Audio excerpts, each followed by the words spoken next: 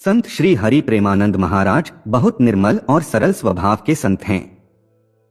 वे वृंदावन में ही रहते हैं और उनके भजन एवं सत्संग को सुनने के लिए दूर दूर से लोग आते हैं। प्रेमानंद जी महाराज का जन्म उत्तर प्रदेश के कानपुर में सरसौल के अखरी गांव में हुआ था। प्रेमानंद जी के बचपन का नाम अनिरुद्ध कुमार पांडे है। इनके पिता का नाम श्री शंभू पांडे और माता का नाम श्रीमती रामा देवी है। 13 वर्ष की उम्र से ही वे दीक्षा लेकर संत बने हुए हैं। प्रेमानंद जी महाराज का नाम आर्यन ब्रह्मचारी रखा गया। उनके दादाजी भी सन्यासी थे। प्रेमानंद जी महाराज ने श्री राधा राधावल्लभी संप्रदाय में दीक्षा ली है। वृंदावन आने से पूर्व ये ज्ञानमार्गी सन्यासी थे, लेकिन बाद में श्री कृष्ण लीला देखकर इनका हृदय परिवर्तन हुआ और वे भक्ति मार्गी के बन गए। प्रेमानंद जी के गुरु संत श्रीहित गौरांगी शरण महाराज हैं, जिन्होंने प्रेमानंद जी को भक्ति का पाठ पढ़ाया। प्रेमानंद महाराज पहली बार जब मथुरा आए तो उन्हें महसूस हुआ कि यही उनकी जगह है। वे रोज बिहारी जी के मंदिर में जाने लगे। वहीं से उन्हें भक्ति मार्ग मिला। यहीं प्रेमानंद जी महाराज ने श्री राधा राधावल्लभ संप्रदाय में दीक्षा ली। 35 वर्ष की आयु में पेट दर्द की शिकायत के बाद रामकृष्ण मिशन अस्पताल में जांच में पता चला कि दोनों किडनियां खराब हैं और केवल 4 से 5 साल की जीवन अवधि बची थी। परंतु 17 साल बीत जाने के बाद भी महाराज जीवित हैं। हर हफ्ते 3 बार डायलिसिस के बावजूद रोज प्रवचन देते हैं और अपने सभी दैनिक कर्म करते हैं। कई भक्त उन्हें किडनी डोनेट करना चाहते हैं, परंतु उन्होंने मना कर दिया है। उन्होंने अपनी एक किडनी का नाम राधा और दूसरी का नाम कृष्ण रख लिया है।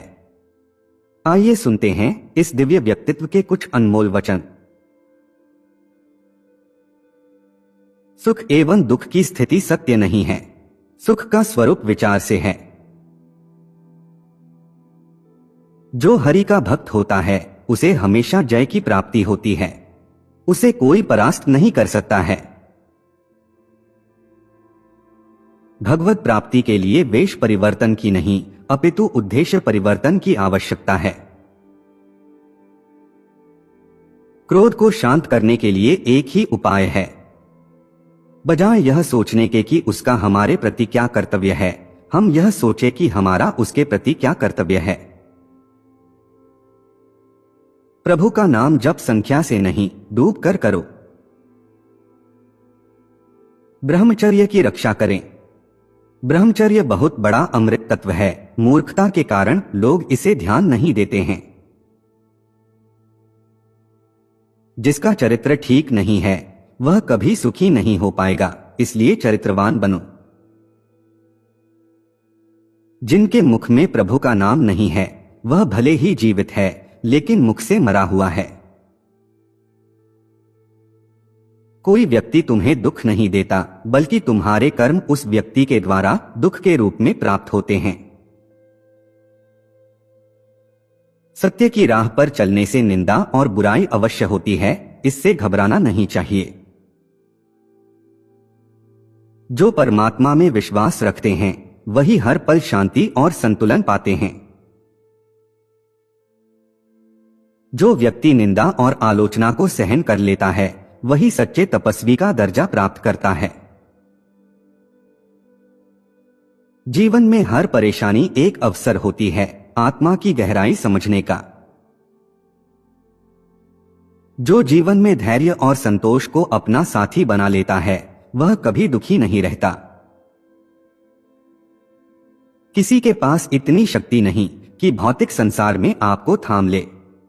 आप ही स्वयं अपने आप को थामते हैं। हमें सच्चा प्रेम प्रभु से प्राप्त होता है। किसी व्यक्ति से क्या होगा?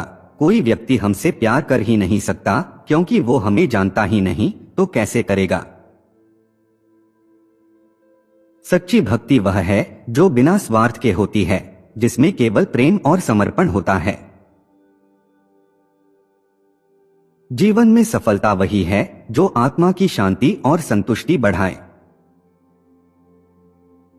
बहुत होश में यह मत सोचो कि कोई देख नहीं रहा। आज तुम बुरा कर रहे हो तो तुम्हारे पुण्य खर्च हो रहे हैं।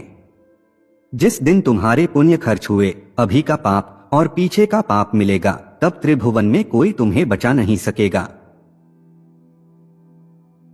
क्रोध से कभी किसी का मंगल नहीं हुआ है, ये आपके समस्त गुणों का नाश कर देता है।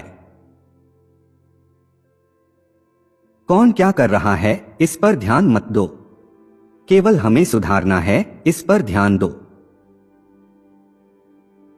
आज कोई बुरा काम करता हुआ सुखी है, लेकिन कल उस कार्य का फल उसे भोगना पड़ेगा। सच्चे सुख की प्राप्ति केवल अपने आत्मा से जुड़ने में है, न कि भौतिक वस्तुओं में। यदि हम अपने मन को शांत और स्थिर करना चाहते हैं तो इसका एक उपाय यह है कि हम दृढ़तापूर्वक भगवान के चरणों में शरण लें और उनके नाम का जाप करें। स्वयं को ईश्वर को समर्पित कर दो। यह जीवन जैसा भी है उनका दिया हुआ है। तुम्हारे पास जितने भी साधन संसाधन है वह उनकी कृपा का प्रभाव है। तुम जिसका भोग कर रहे हो वह सब ईश्वर का है। ऐसे विचार के साथ कर्म करो, जीवन यापन करो, जीवन सुखमय होगा। अगर आप अपने मन को वश में करना चाहते हैं तो पवित्र नाम का जाप करें। सभी समस्याओं के समाधान का एक सरल उपाय है। ईश्वर को अपना वास्तविक स्वरूप स्वीकार करें, उसके स्थान पर किसी को न रखें। सुबह उठते ही गुरुदेव को प्रणाम करें और निर्णय लें कि आज हम अपना पूरा समय भगवान को समर्पित करने का पूरा प्रयास करेंगे। भगवान की आराधना के बिना मनुष्य सुख प्राप्त नहीं कर सकता, स्वप्न में भी शांति नहीं मिल सकती। किसी भी तीर्थ में, किसी भी उत्सव में इतनी शक्ति नहीं है जितनी भगवान के नाम में है।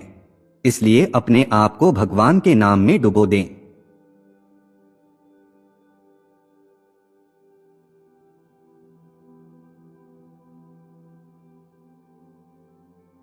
दोस्तों, उम्मीद करते हैं आपको इन विचारों से कुछ सीखने को जरूर मिला होगा।